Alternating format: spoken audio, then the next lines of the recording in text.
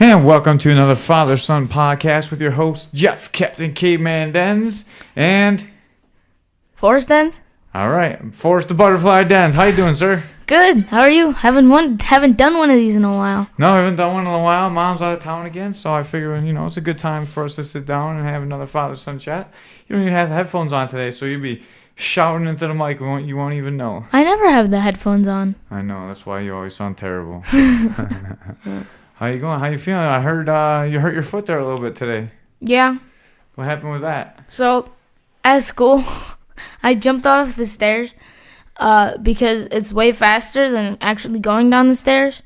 And when I landed, half of my right foot landed on the last stair, and it hurt my foot because of all the weight going down. That sounds terrible. Not too bad. Yeah. You're limping around like you're an old man. You're limping around like I limp around. Did pretty good in class today for having a bad foot. Yeah. You worked really well with your partner? Mm-hmm. Yeah. Ah, man. My partner Eli had a ridiculous cross. Yeah, he hits really hard, right? Yeah. You just need to work on him while keeping your hands up. Now that, you're junior instructor, so it's your job to help me We have a new junior instructor today. Yeah, congratulations to Isabella. Yep. Yeah, she did awesome. She definitely deserves it in Muay Thai. She's been there a long time. Mm-hmm. I wish her mom was there to see it. Yeah, that would have been a good moment for her mom. Yeah, when next time I see him, I'll talk to her about it. Don't let me forget. But yeah. Oh, go ahead. Also, don't forget Miss Ashley's stuff. I will not forget Miss Ashley's stuff. Remind me immediately after the podcast, and I will go put it into the car. Mrs. Caveman's Knitting, or the True Mrs. Caveman's Knitting Studio, made Miss Ashley an awesome. I don't even know what it is, but whatever it is, it Infinity looks amazing. scarf. Infinity scarf. Thank you. I don't know what any of the terminology is, but she does great work, and always contact her on Instagram at the True Mrs. Caveman, and she'll be more than happy to make you something custom, right? Yeah. You got a nice, cool pizza blanket, right? No, that was for somebody else. Oh, that was for someone else. I'm like her model. Yeah. Kind of thing. I keep seeing that picture. It keeps coming up, so I see that picture a lot. I keep thinking it's yours, but I should know that you don't have one because I go in your bedroom and I don't see it. Yeah. She knitted me a hat and it's very warm. You've been wearing it for like the past 3 years.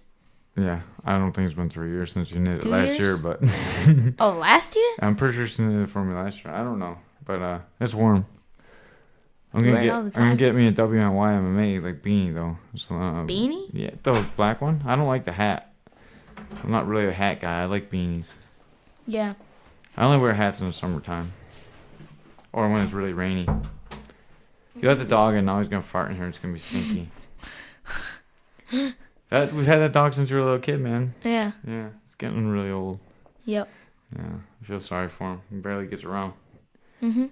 It's gonna be a sad day when he's gone. Yeah. To get another one. Little one. Yeah, A little not barky one. maybe a big one.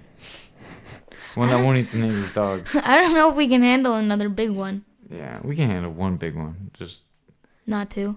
yeah. I don't know. Maybe we'll see.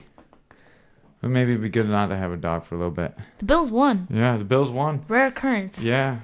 Forrest gave up on doing his first and 36 this year because the Bills were so terrible. So maybe now that the Bills are on a 2-game winning streak, we'll have another one. Can you give us a state of the NFL and a state of fantasy football? Oh boy. I'm smashing you. You got one. Your quarterback needs to have like an amazing third and fourth quarter for you to win. Oh boy. How's school going? Good. Good. Yeah. Anything else going on lately? Not a whole lot. Yeah. Getting back into jiu-jitsu. Yeah, that's Little good. bit. You gonna come help me do belt testing on Friday? Yeah. Yeah. Apparently there's 9 kids ready to test over at Williamsville. For anyone that doesn't know, Western New York MMA has 2 locations. One in North Buffalo. That's the one that I coach at, and one in Williamsville. And our kids program is run over there by a couple different people, but we want to have our promotions done by black belts. So I'm going to go over there and I'm going to do the kids promotion on Friday. So I'm going to go over there and meet some more of the kids from Williamsville. And I'm really going to try and teach a little bit more over at Williamsville because think it'd be, if I start going over there, maybe more people go over there, and it's a great location. It'd be good to get everyone together. And Nice place. now that we're one nice big family, maybe we can get together more. It's a great gym. Is your friend gonna join, you think? Yeah, he said he was going to. That'd be cool if we get Roman in there. I'm gonna make fun of him every class. Roman was on one of these father-son podcasts a little while ago. If you can go back, I think it's episode 30. Forrest and Roman went and did a school project together. That was a call-in one. Mm-hmm. We called in. Yeah. I didn't poison you today.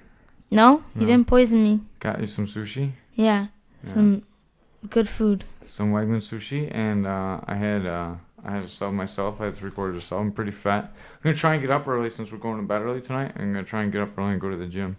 I've been getting a little fat the last week or two, so I want to get it in and get non-fat, and then I'll come back and pick you up and take you to school and go to work, and then work all day and come pick you up, go to the gym, come home, eat, do it all over again. So, got any questions for me? We've been sitting here for about 6-7 minutes now. I'll give you a little bit of time to think. I don't know. Forrest is just trying to get out here in a hurry so he can go do some fun stuff before he's got to go to bed. Something. Yeah. Hang out. Yeah, I got like 15 more minutes. Little tired. Little tired? Yeah, I'm a little tired too. Do you think you want to go to death camp this week? There's well, maybe not this week because that kid's not there. But next week would be a good week to go there because there's a kid there that could use a little bit of force encouragement. Needs to get pushed a little bit. And while you're not the most technical of kids and you get upset trying to work on technique sometimes, your heart is second to none, man. It'd be good to push that kid a little bit. Be good for you to go. Maybe I'll get you there. Yeah. Mm-hmm. Maybe I'll wake you up and get you to class on Saturdays too. It's just tough because I get up, sometimes I work in the morning and I'm gone and I don't have time to come home and pick you up. So sometimes it's not your fault. But yeah, usually I'm gone way before you wake up. So hopefully this week we can make it to jiu-jitsu on Saturday too. Yep. How do you feel about jiu-jitsu? I like it. It's a good way of self-defense. It's not something fake where, I mean, it's not going to work against anybody in a real street fight. And I also like it because it's definitely not really a business. It's kind of more of a family because each gym, each academy is kind of its own family, and everywhere you go, the belt that you wear will always show where you are, and you'll never be forced to start over or anything. Yeah, I really liked what you said about not being a business because most of the gyms are really tight knit. Like, even though like we're not that tight knit of a community, which I wish we could be, and I'm gonna try and work on that more this year. That's gonna be my goal for 2019: be more friendly with more gyms around the area. Yep. But I think you hit the nail on the head right there, man. I think every one of the jiu-jitsu gyms is like a family. I mean, you see that more in karate and taekwondo. I mean, they all pretend it's a family, and you're all close because you spend a lot of time together. But I mean, it's definitely more advertised, more like, because I would say it's more like a real family because like we're really competing against each other, so our tempers get hot, and I don't know, there's just something about really trying to choke someone or like trying to beat someone, like really in an aggressive sport where you really get to know the personality. Like, you see them at their worst, and when you see someone at their worst, it's easy to see like when they're at their best, like how good of a job they're doing at not showing you who they really are, and there's just that whole interaction of like pushing yourself so hard with somebody really makes you tight knit. It's like a wrestling family. I think the big difference between jiu-jitsu and karate, like what you were saying, is that in karate, even when they spar, usually they know what's going to happen, and there's not really like competitive sparring. In BJJ, in Brazilian Jiu-Jitsu, when you're sparring, you can hurt somebody with any of those things if something happens or you just don't let go. So I think some trust goes into that as well, and you kind of like, it's much easier to get to know somebody, like you said, when they're at their worst, or when they're really trying, instead of just kind of knowing what's going to happen and not having to have that kind of trust relationship that you need in jiu-jitsu. All right. To close it out, you said you want to talk about something that's a little bit deep, but not too deep. So I just thought a perfect question while you're talking about family. It was just Thanksgiving a couple of days ago. What are you the most thankful for? I'm most thankful for my family, obviously, but more like my extended family, or like people we consider family because we're so close as friends. And really, like, I'm starting to be more thankful for those people because they aren't our actual family, and they take care of us like we are family.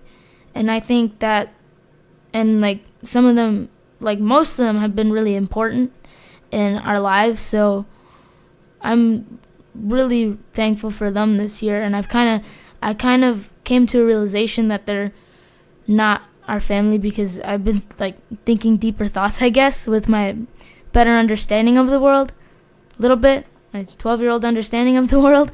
And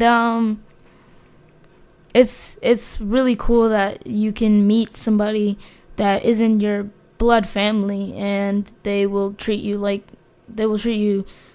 as loyal as as a blood family would treat you. Who are you talking about? Who are you referring to? Like Uncle Cupcake, Grandpa Butch, those kinds of people. Coach Keith, Dylan. Yeah. His Professor speeches. Keith. Yeah. Yeah, I like all those guys. Women. Very good. I really like that. That's a good answer. I guess. And food. And food. And the food. Yeah. Had some good food, huh? Yeah. What'd you have? We had, well, the standouts were the stuffing, the mashed potatoes, the gravy was good.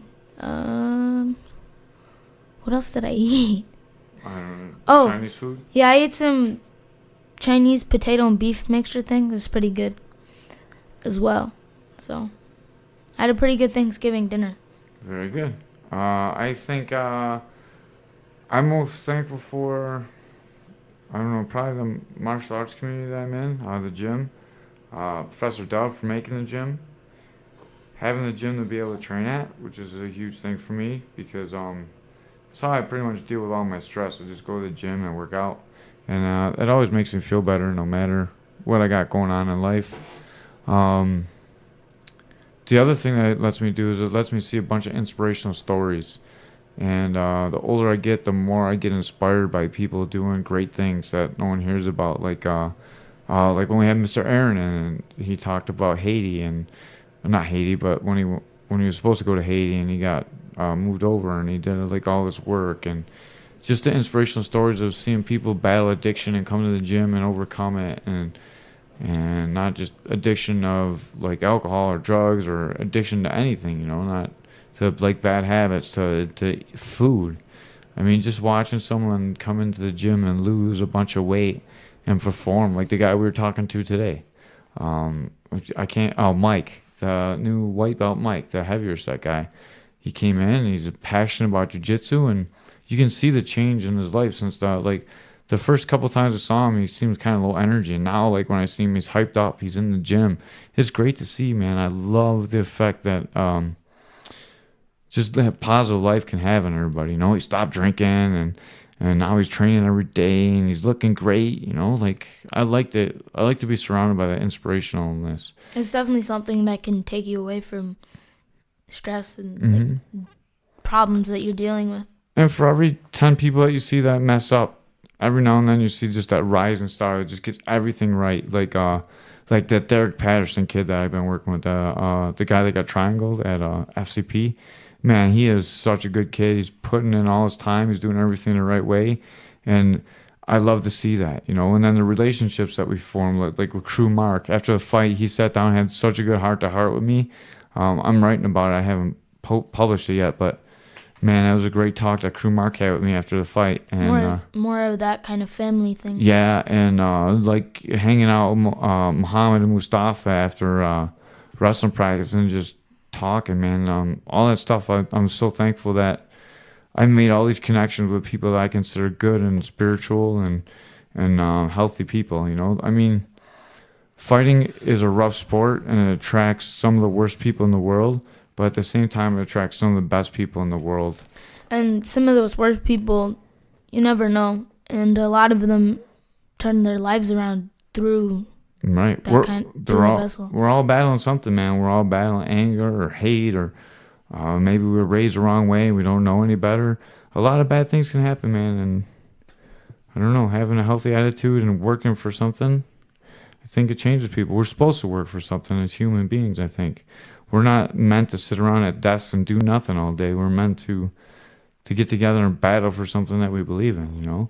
And I think that might be some of the problem with the political system. Instead of like taking our battles and accomplishing something, we're following like right-wing people and left-wing people are following their ideals so much, and no one can compromise, and it makes a bad thing. Although I've been listening to a lot of good podcasts about that, and I'll post a couple of them coming up. I listened to some really good podcasts about that, Forrest. Oh, by the way, you sent me 2 awesome TED Talks. You want to talk about that real quick? Yeah, so the 2 TED Talks they kind of had a similar theme. The one was a black man who befriended a KKK leader and actually attended rallies. And the other one was about the director of a movie who was a feminist and met with men's rights activists and interviewed them and kind of just told everybody about her journey through the movie. Yeah, I'll try and link both of those into probably the comment section or maybe right into I'm not really sure how to actually put the links into this podcast because it gets broadcast everywhere. But if you're listening to this, check out my Facebook and I'll post the comments in my Facebook. And I'll also post them on the YouTube and Podbean parts of these. But depending on where you listen to, you might not get the links. But if you don't get the link, check it out on Facebook and I'll put the link on there. Yep. Good TED Talks. Yeah. They really show how a person's perspective can change or how people can learn about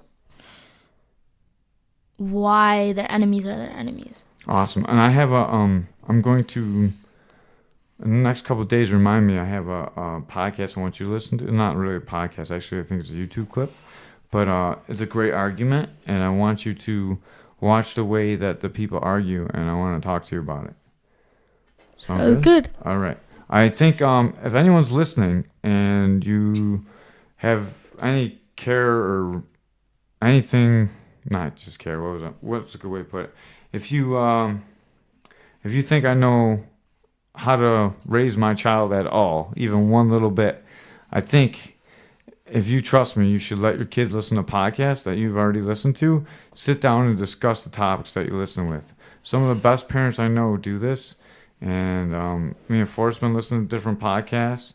And Forrest has been listening to his own podcast. But I would caution you to make sure that you're monitoring what your kids are listening to in podcasts. Because there are some podcasts out there. Some of my own podcasts are out there that you definitely shouldn't let kids listen to, all right? Anything with Mans Rogers in it, do not listen to if you're under 28. Or your work friends.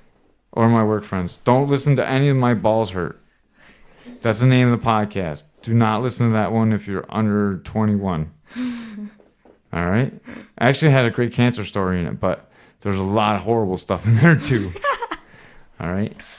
I'm not saying I'm a perfect human being or even a good human being, but there are really good people out there and they're putting out really good quality material on podcasts. If you're not listening to podcasts, you should be, especially with your children. Or if you're listening to podcasts and you're not letting your kids listen to it, take some time and monitor or listen to a podcast and then let your kids listen to it. All right, there's a lot of great stuff that I share with my son. Also, I'm thankful for my family. I forgot to say that. Obviously, that should go without saying, though. Yeah. All right? And with that, we're out of here. This one was a little awkward. It was. Yeah, next time let's sit down and plan it out like we normally do. This going off the cuff didn't really work out too well. A little rusty. We got into some good conversations, though. Some decent ones. It was okay. We didn't really, it was not, normally when we sit down, we talk about what we're going to do in the car when I pick Forrest up. And then we both have a whole practice to sit on it and think about what we're talking about. today we sat down here, we turned the mics on, we're like, what are we going to talk about? So today's podcast is not the best one that we're going to do this week, but we're getting back into the swing of things. Yep. All right? And then tomorrow I'm going to try and get Mr. Ray on, too.